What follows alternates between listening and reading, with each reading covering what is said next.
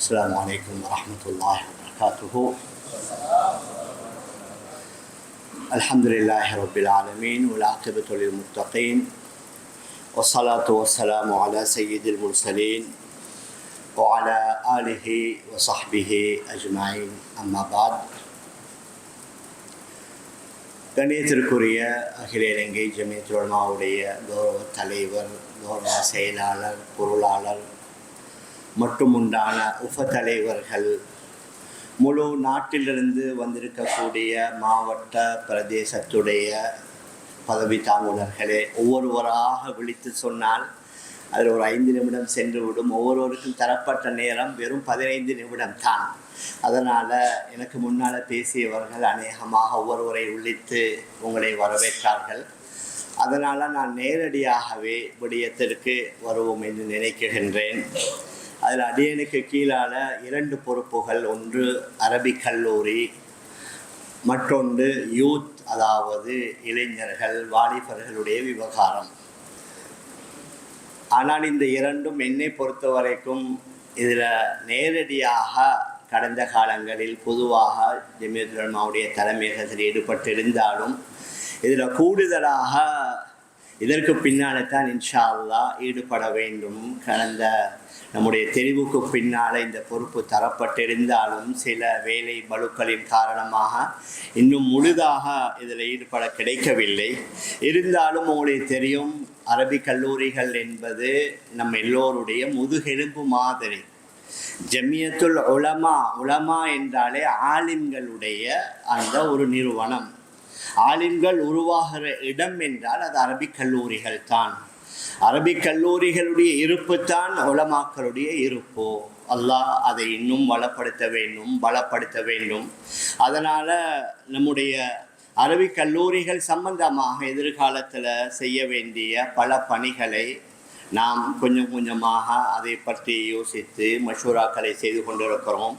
நான் மிக சுருக்கமாக நம்முடைய இந்த அரபிக் கல்லூரிகளுடைய விடயத்தில் எதிர்காலத்தில் என்ன செயல்பட இருக்கிறோம் என்பதை நான் மிக சுருக்கமாக உங்களுக்கு முன்னால் வைக்க விரும்புகின்றேன். வஹையுடைய அடிப்படையாக கொண்ட இஸ்லாமிய மார்க்கத்தின் போதனைகளை ஆசிரியர்களூடாக குறித்த வயதை அடைந்த முஸ்லிம் மாணவர்களுக்கு அரபி மொழியினூடாக போதிக்கக்கூடிய இலாஃப நோக்கமற்ற முறைசார் தனியார் நிறுவனங்களே அரபி மதரசாக்கள் ஆகும். இலங்கையில் அரபு மதரசாக்களின் வரலாறு சுமார் 150 வருடங்களையும் தாண்டியுள்ளது. இலங்கையின் முதல் மதரசா 1870ஆம் ஆண்டு காலியில் தோட்டம் பெற்றதாக தரவுகள் கூறுகின்றன. இவ்வாறாக இலங்கையில் 300க்கும் மேற்பட்ட ஆண்கள் மதரசாக்கள் மற்றும் சுமார் 100க்கும் மேற்பட்ட பெண்கள் மதரசாக்கள் என ஹிஃபுது மதரசா பிரிவு மற்றும் கிதாபு பிரிவு என 2 வகையாக இலங்கையில் இயங்கி வருகின்றன. அல்ஹம்துலில்லாஹ், இங்கு 7-8 வருடங்கள் வரை மாணவர்கள் மார்க்க கல்வியை கற்கின்றனர். இது நம் எல்லோருக்கும் தெரியும். கடந்த காலங்களில் அரபு மதரசாக்கள் அந்தந்த காலத்தின் தேவைகளை கவனித்து அதற்கேற்ப பாடத்திட்டங்கள் அமைக்கப்பட்டு நடாத்தப்பட்டு வந்தன. எனினும் இன்றைய காலத்தில் நவீன கல்விசார் விடயங்கள் இணைக்கப்பட வேண்டிய தேவைகள் இருக்கின்றன. எனவே இன்றைய காலத்தில் அரபு மதரசாக்களை நெறிப்படுத்துதல் மற்றும் திருத்தங்கள் கொண்டு வரப்பட வேண்டியது உள்ளது. அதன் அடிப்படையில் இதில் பிரதானமாக 3 பணிகள் மேற்கொள்ளப்பட வேண்டி உள்ளன. மிக முக்கியமாக 3 பணிகளை நம்முடைய கடந்த காலத்தில் அரபிக் கல்லூரிகள் தலைமையகம் எல்லோருமாக சேர்ந்து இணைந்து மிக முக்கியமான 3 பணிகளை அவர்கள் இன்னும் கண்டிருக்கிறார்கள்.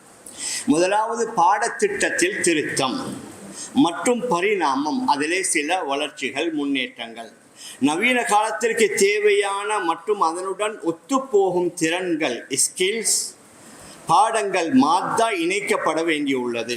அப்போது தான் ஆலிம்களாக வெளியாகும் எமது மாணவர்கள் அவர்களுடைய தரத்திற்கேற்ப தொழில் வாய்ப்புகளை பெற்றுக்கொள்ள முடியும். மேலும் அடுத்த தலைமுறைக்கேற்ப கற்பித்தல் முறைகளை மாற்றி அமைப்பார்கள். இதன் மூலம் தொழில் வாய்ப்புகளுக்கான தகுதிகளை குவாலிஃபிகேஷன் அவர்கள் அடைந்து கொள்வார்கள். இவ்வாறான அரசாங்க அங்கீகாரத்துடன் அழகான பாடத்திட்டம் ஒன்று உருவாக வேண்டும் என்ற தேவை தற்காலத்தில் அதிகரித்துள்ளது. எனவே அகில இலங்கை ஜமியத்துல் உலமா அரபு மதரசாக்களின் உஸ்தாத்மார்கள் மற்றும் பல்கலைக்கழக விரிவுரையாளர்கள் ஆகியோரின் உதவியுடன் ஒரு பாடத்திட்டம் தயாரித்து ஒரு முடிவை அல்ஹம்துலில்லாஹ் எட்டியுள்ளது. எனவே இது தொடர்பாக அடுத்த கட்ட நடவடிக்கைகளுக்கான திட்டமிடல் நடைபெற்று கொண்டிருக்கின்றன. அதேபோன்று காலத்திற்கு காலம் தேவைப்படும் மாற்றங்களின் போது அதற்கான பயிற்சிகளும் ஆசிரியர்களுக்கு வழங்கப்பட வேண்டும். எனவே அதற்கான TOT நிகழ்வுகளின் மாதிரிகளும் தயாரிக்கப்பட்டு விட்டது என்ற விடயம் குறிப்பிடத்தக்கதாகும். உங்களுக்கு சுருக்கமாக சொன்னால் நம்முடைய மன்ஹஜ், அதாவது அரபிக் கல்லூரிகளுடைய பாடத்திட்டம் கிட்டத்தட்ட 200 பேஜுக்கு மேலே ரெடியாக இருக்குது. மாஷா அல்லாஹ். கடந்த காலங்களில் இதில் செயல்பட்ட நம்முடைய கண்ணியமான உலமாக்கள் தேவையான அனைத்தையும் தயாரித்து வைத்திருக்கிறார்கள். இதில் 200 சஃஹாவுக்கு மேலே இருக்குது. எதிர்காலத்தில் இதற்கு ஒரு குழு ஒன்று போடப்படும். அதில் அநேகமாக இதில் ஈடுபடக்கூடிய முக்கியமான உலமாக்கள், பட்டதாரிகள் எல்லோரையும் இணைத்து ஒரு குழு ஒன்று போடப்பட்டு இதை மிக சீக்கிரமாக செயல்படுத்துவதற்குரிய வேலைகள் நடக்கணும். எல்லோரும் இன்ஷா அல்லாஹ் துஆ செய்து கொள்ளுங்கள். அதற்காக அழைப்பு விடுக்கப்பட்டால் கண்டிப்பாக நீங்கள் கலந்து கொள்வீர்கள் என்று எதிர்பார்க்கின்றோம். இது முதலாவது விடயம். இரண்டாவது, நிர்வாகம் தொடர்பான விடயங்கள். இவ்விடயமும் நெறிப்படுத்த வேண்டி உள்ளது. மாணவர்கள் மற்றும் ஆசிரியர்களை அரபு மதரசாக்களில் இணைத்துக் கொள்வது, அவர்களை பதிவு செய்வது, ரெஜிஸ்ட்ரேஷன் மற்றும் அவர்களின் விவரங்களை பெறுவது, இன்ஃபர்மேஷன் போன்ற விடயங்களுக்கு தேவையான வழிகாட்டுதல் வழங்கப்படல் வேண்டும். அடுத்து அதனது வரவு செலவு விடயங்கள் வெளிப்படைத்தன்மையுடையதாகவும் காலத்திற்கு காலம் மாறுபடுகின்ற அரசாங்கத்தின் சட்டத்திற்கேற்ப சரியான முறையிலும் நிர்வகிக்கப்படல் வேண்டும். இதன் மூலம் வீணான சந்தேகங்கள் ஏற்படுவதை தவிர்க்க முடியுமாக இருக்கும். அல்லாஹ்வின் உதவியினால் இவ்விடயமும் பல நீண்ட கலந்துரையாடலுக்கு பின்னர் ஒரு நிலைமைக்கு வந்துள்ளது. எனினும் இவ்விடயங்களை நடைமுறைப்படுத்த வேண்டிய தேவை உள்ளது. அதையும் எதிர்காலத்தில் இன்ஷா அல்லாஹ் நடைமுறைப்படுத்த இருக்கின்றோம். மூன்றாவது, அரபி மதரசாக்களை பதிவு செய்தல் மற்றும் அதன் சொத்துக்களை பாதுகாத்தல். பல நீண்ட கலந்துரையாடலுக்கு பின்னால் இவ்விடயமும் தொகுக்கப்பட்டுள்ளது. கடந்த காலங்களில் அகில இலங்கை ஜமியத்துல் உலமா முஸ்லிம் சமய பண்பாட்டு அலுவல்கள் திணைக்களம் உதவியுடன் இவ்விடயங்களை மேற்கொண்டுள்ளது. எனினும் அவ்வப்போது அரசாங்க அதிகாரிகளால் அரபு மதரசாக்கள் கல்வி அமைச்சின் கீழ் வரவுள்ளது. அரபு மதரசாக்களுக்கென ஒரு சட்ட வரைவு வரவிருக்கிறது என்ற கோஷங்கள் வந்ததால் இவ்விடயங்களில் சிறிது தாமதம் ஏற்பட்டுள்ளது. எனவே மேல் சொல்லப்பட்ட விடயங்கள் நெறிப்படுத்தப்பட வேண்டியுள்ளன என்ற அடிப்படையில் இவ்விடயங்கள் உங்களுக்கு முன்னால் முன்வைக்கப்பட்டுள்ளன. எனவே அடுத்த நகர்வுகளுக்கு செல்ல அரபு மதரசாக்களின் ஒத்துழைப்புகள் இன்றியமையாத இருக்கிறது. நான் மிக சுருக்கமாக ஒரு குலாசா 3 விஷயங்கள் உங்களுக்கு முன்னால் சொன்னேன். எதிர்காலத்தில் இன்ஷா அல்லாஹ் இதை நாங்கள் விரிவாக உட்கார்ந்து ஆலோசனை செய்து மாவட்ட ரீதியாக ஒவ்வொரு பிரதேச கள ரீதியாக அரபு மதரசாக்களை எவ்வாறு பலப்படுத்தலாம், அதில் என்னென்ன பலகீனங்கள் இருக்குது, அதில் என்னென்ன முன்னேற்றங்கள் செய்யணும் என்பதை இன்ஷா அல்லாஹ் விரிவாக உங்கள் எல்லோருக்கும் நாங்கள் ஞாபகப்படுத்துவோம். நம்முடைய ஜெனரல் செக்ரட்டரி சொன்ன மாதிரி அல்ஹம்துலில்லாஹ் நம்முடைய நாட்டில் கடந்த நான் நினைக்கிறேன் ஒரு 20-30 வருடங்களுக்குள்ளால நம்முடைய அரபு மதரசாக்கள் ஒரு பெரிய ஒரு முன்னேற்றம் கண்டிருக்கிறது. அல்ஹம்துலில்லாஹ். இதை இன்னும் நாம் பலப்படுத்த வேண்டும். இதை இன்னும் நாங்கள் பாதுகாக்கணும். சில நேரங்களில் இதில் கொஞ்சம் மந்த போக்கில் நாங்கள் ஈடுபட்டோம் என்றால் அது அப்படியே எங்களோட சமூகத்தை விட்டும் சென்றுவிடும். அதற்கு பின்னால் சமூகத்தை வழிநடத்தக்கூடிய உலமாக்கள், அறிஞர்களுடைய எண்ணிக்கை குறைந்துவிடும். அதனால் நாங்கள் எல்லோரும் தியாகங்களோடு தான் வேலை செய்கிறோம். இன்னும் நம்முடைய தியாகங்கள் அதிகரிக்கணும். அல்லாஹுடன் நம்முடைய தொடர்பை ஏற்படுத்தணும்.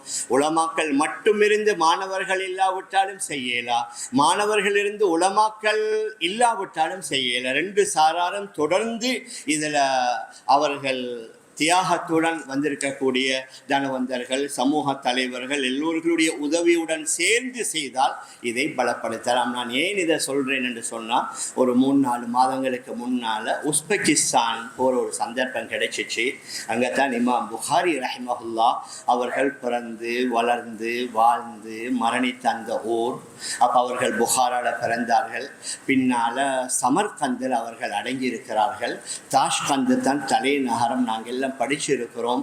அவர்களுடைய பாடத்தில் 10,000 மாணவர்கள் 20,000 மாணவர்கள் எல்லாம் அமர்ந்து அவர்கள்ட்ட ஹதீஸை படிப்பாங்கன்னு சொல்லி. ஆனால் அல்லாஹுடைய ஏற்பாடு இந்த முயற்சி விடுபட்டதுனால அங்கே நம்முடைய பார்வையில் ஒரு மதரசாவை கூட இந்த அமைப்பில் காண கிடைக்கல. சில பல்கலைக்கழகங்கள் இஸ்லாமிக் ஸ்டடீஸ்ன்னு வச்சிருக்கிறாங்க. அவங்க மட்டும் ஒரு வித்தியாசமான ஒரு தொப்பி அணிந்து கொண்டு செல்கிறார்கள். அந்த தொப்பி அணிந்து கொண்டு போகிறவர்களை பார்த்தா எங்களுக்கு விளங்குது, இவங்க தான் உலமாக்கள் படிக்கிறாங்க. அதுவும் மதரசாக்கு போகிற வார நேரத்தில் 95% இஸ்லாமியர்களை கொண்ட ஒரு நாடு. அங்கே தாடி வைத்து ஐடென்டி கார்டு எடுப்பது சிரமம், தலையை மூடி ஒரு பெண் ஐடென்டி கார்டு எடுப்பது சிரமம், முழு முகத்தை அந்த நாட்டில் மூடுவது பகிரங்கமாக தடை. போலீஸ்காரர்கள் வந்து அவங்கள அரெஸ்ட் பண்ணிடுவாங்க. அந்த நாட்டுடைய தலைநகரம் தாஷ்கந்தில் கிட்டத்தட்ட 37 லட்சம் 3.7 மில்லியன் முஸ்லீம்கள் தலைநகரத்தில் மட்டும் இருக்கிறாங்க.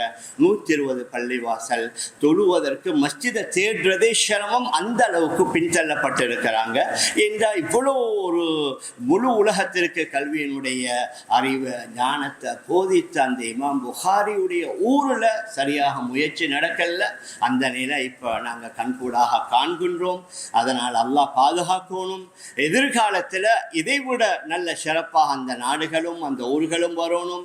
நம்முடைய நாட்டில் உள்ள எல்லா வகையான தீனுடைய மறுமலர்ச்சிகள் முன்னேற்றங்கள் கூடுதலாக நடக்கணும் என்பதை ஞாபகப்படுத்தத்தான் நான் இந்த விஷயங்கள் உங்களுக்கு முன்னால் சொன்னேன். அடுத்தது நம்முடைய பொறுப்பில் இருக்கக்கூடியது தான் யூத், அதாவது இளைஞர்கள் விவகாரம்.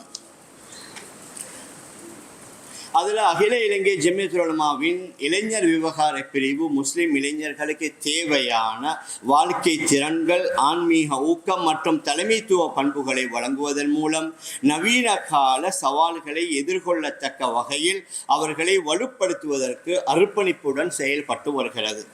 இப்பிரிவு இளைஞர்களின் உயர்கல்வி, தொழிற்பயிற்சி மற்றும் திறன் மேம்பாடு ஆகியவற்றிற்காக தேசிய அபாயகர ஊடகங்கள் கட்டுப்பாட்டு சபை, தொழிற்பயிற்சி அதிகார சபை VTA மற்றும் தேசிய தொழிற்பயிற்சி மற்றும் கைத்தொழில் அதிகார சபை NAITA போன்ற தேசிய நிறுவனங்களுடன் இணைந்து, இதெல்லாம் அரசாங்கத்துடைய நிறுவனங்கள், இவர்களுடன் இணைந்து அவர்களுக்கு ஆதரவளித்து வருகிறது. மேலும் ஒவ்வொரு மாவட்டத்திலிருந்தும் தெரிவு செய்யப்பட்ட ஆலிம்களை இளைஞர் பயிற்சியாளர்களாக உருவாக்கி இச்சேவையை நாடளாவிய ரீதியில் விரிவுபடுத்துவதற்காக பயிற்சியாளர்களுக்கான பயிற்சி TOT அமர்வுகளையும் இப்பிரிவு முன்னெடுத்து வருகிறது. இதன் முயற்சிகள் ஊடாக தேசப்பட்டுள்ள விழுமியங்களை அடிப்படையாக கொண்ட சமூகத்திற்கு பயனுள்ள பங்களிப்பை வழங்கக்கூடிய மற்றும் நேர்மையுடன் வழிநடத்தக்கூடிய ஒரு தலைமுறையை உருவாக்குவது இளைஞர் விவகார பிரிவின் இலக்கு என்பதை இந்த இடத்தில் நாம் ஞாபகப்படுத்திக் கொள்கின்றோம். அதோட கடந்த காலங்களில் மாஷா அல்லாஹ் இதில் பல முயற்சிகளை செய்திருக்கிறாங்க.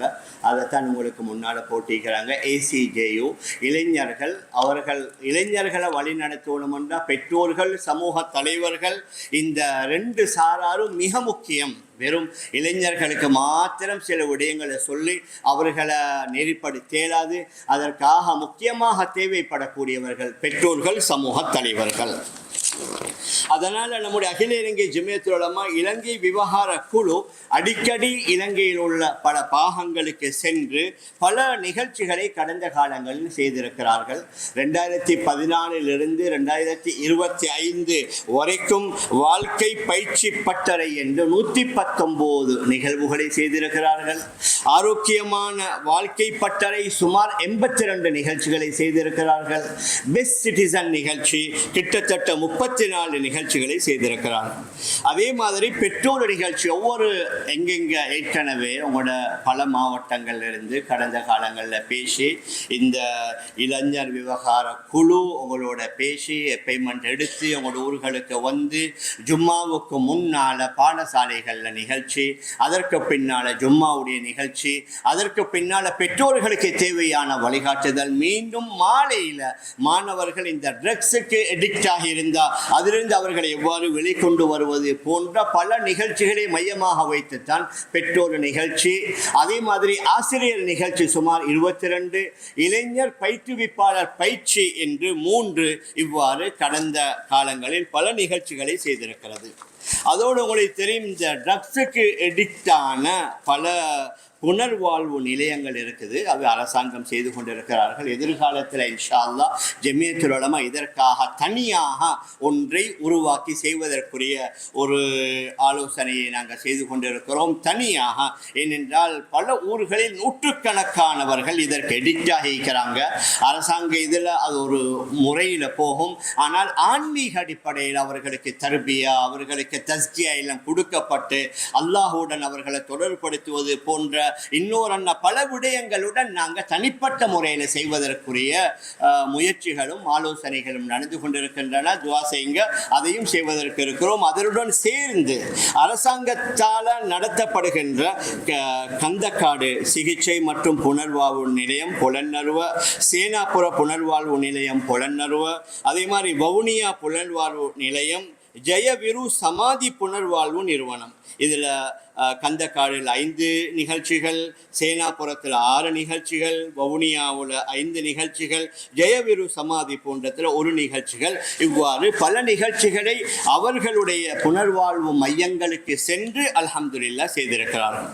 இந்த அடிப்படையில் மாவட்ட அளவிலான உலமாக்களுக்கான பயிற்சிகள் கேகாலை மாவட்டத்தில் 34 அல்ஹம்துலில்லாஹ் 34 உலமாக்கள், காத்தாங்குடியில் சுமார் 23 உலமாக்கள், கண்டியில் சுமார் 13 உலமாக்களுக்கு பயிற்சி கொடுக்கப்பட்டிருக்கின்றன.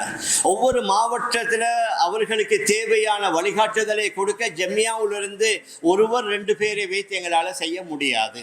அதனால் முழு நாட்டில் உள்ள 25 மாவட்டங்களிலேயும் சுமார் ஒரு 10, 15, 20 பேர் தயாரானா ஏக காலத்தில் எல்லா மாவட்டங்களிலேயும் இந்த நிகழ்ச்சிகளை செய்யலாம். அல்ஹம்துலில்லாஹ் அதற்கு ஒரு முன்னோட்டமாகத்தான் மாஷா அல்லாஹ் கேகாலையில் 34 பேர், அதே மாதிரி காத்தாங்குடியில் 23 பேர், கண்டியில் ஒரு 13 பேர் தயாராக இருக்கிறாங்க. எதிர்காலத்தில் இன்ஷா அல்லாஹ் மற்ற மாவட்டங்களில் உள்ள உலமாக்களையும் எடுத்து இந்த டிஓடி ப்ரோக்ராம் செய்வதற்குரிய ஆயத்தங்களை நாங்கள் மேற்கொண்டு கொண்டிருக்கிறோம். அதே மாதிரி மொத்த பயனாளிகள் சுமார் 57,230 பேர் இதில் பயனாளிகளாக கலந்திருக்கிறார்கள்.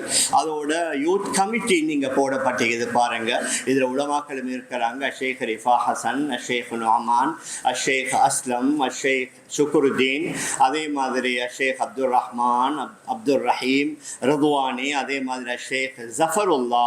இவ்வாறு நாங்கள் ஒரு 13 பேர் இதனுடைய பேர்களை நீங்கள் பார்த்துக்கொள்வீங்க. எங்களோட இதற்கும் தனியான ஒரு டீம் ஒன்று போட்டு அவர்களுடன் அடிக்கடி ஆலோசனை செய்து தேவையான வேலைகளை செய்து கொண்டிருக்கிறோம். அரபிக் கல்லூரிகளுக்கும் ஒரு டீம் ஒன்று போடுவதற்குரிய ஆயத்தங்களை மேற்கொண்டிருக்கிறோம்.